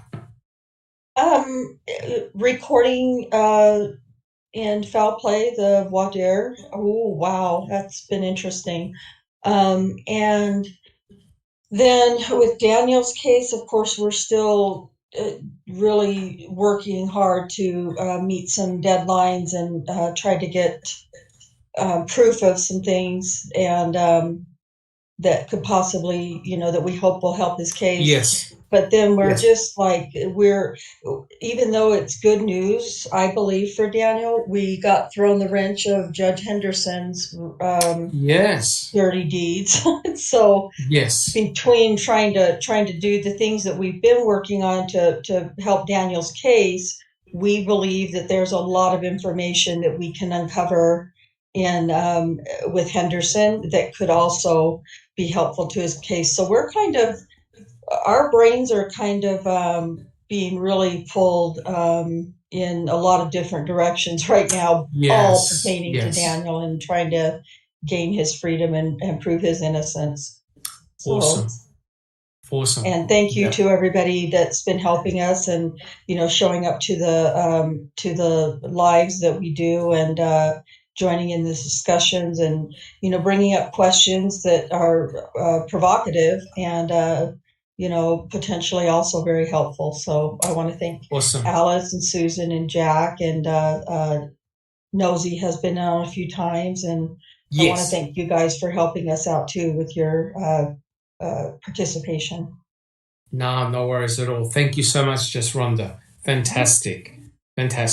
Neverly, do you have any final comments? I'd like to thank everyone in the chat for showing up again and asking all those great questions and making us think and ponder. I wanted to thank the panel, you, Dr. Silkman. I thank God you're not addicted, and thank God. Thank God I'm not addicted. I'm not addicted. Yes, I know. No. This is just a hobby. You should get paid for your work, man. Yeah. I could walk away at any time. Yes. Like all of us. Yes. But in the last week, I started recording the Brendan's pretrial jury selection. As Rhonda said, that was something. But I've been kind of submerged in the Derek Chauvin trial. I've been listening to that on a daily basis. It's a whopper, a doozy, or you would call it a ripper.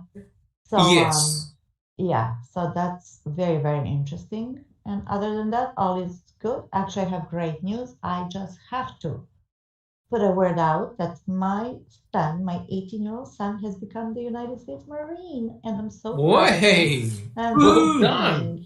Fantastic. Yes. Thank you, everybody, for your support. You've been there for me from day one. Thanks. That's all. Awesome. Thank you so much, Neverly. Susan, the judge, what about yourself? Hey, Sugar. I'll just say that I got hooked and started binging a new Netflix show last night called The Serpent. Okay. It's very interesting if you murder. It's based on a true story. So I think I watched 6 of the 8 episodes. So okay. I'm a little tired this morning. Okay. But that's about all I got right now. You have a strong coffee there, okay, Sugar? Yeah, sugar. Oh, thank you very much, Susan. Zoe, thank you. Zoe, how about yourself? Well, I don't know if people in the audience know we're talking about, recording this and recording that. And I don't know if it has been said already that we obtained Brendan Dassey's pretrial documents through FOIA. So we do have documents that have never been released yet, and we're recording them. And wow. We only have to do the jury trial for day 1 and day 2, and then we will release everything, just everything in one release. So hopefully in the next week or maybe 2, we'll see. You will all be able to read Brendan's pre-trial documents, and I'm really looking forward to it. Awesome. And a big thank you for the people that got those documents. Fantastic. Thank you so much, Zoe. No thank problem. you. Thank you. Sammy, do you have any final comments? No, I just want to thank everybody for showing up and being here with us and having this discussion. And thank you, Dr. Silkman, for going through these questions with us, because it's good to revisit all of them. Yes, it is. Thank you so much, Sammy. Yeah, you're right. I mean, even though this case is, as you know, many, many years old, it's good to be challenged by these questions, that we can discuss it as a panel and that our listening audience can ask some good questions. Because really, you're learning all the time. So what we'll do next week, guys, we'll continue this particular chapter. There's a few more questions that I'd like to cover. This chapter here is very important because it talks really about the critical evidence that was so damaging against Stephen. That was the blood in the toilet RAV4. All right, guys. Well, look, I'd like to, first of all, thank the listening audience for coming along. If you like our channel and what we do, please subscribe. And if you like our podcasts, please give us a thumbs up. Let us know what we're doing right and what you would like to see us change, if anything like that. We're here we appreciate your feedback, and we'll try and do the very best that we can. I'd like to thank our panel for coming along. We've changed times now for doing the podcast because daylight savings in America and in Australia, it's just completely altered the time. But we'll be doing the podcast for the time being at this time. And again, thank you so much. And we will see you all next week. And please join us in Discord for a chat to continue some of the conversations. Thank you so much, guys. This has been a Foul Play production. Thanks for watching.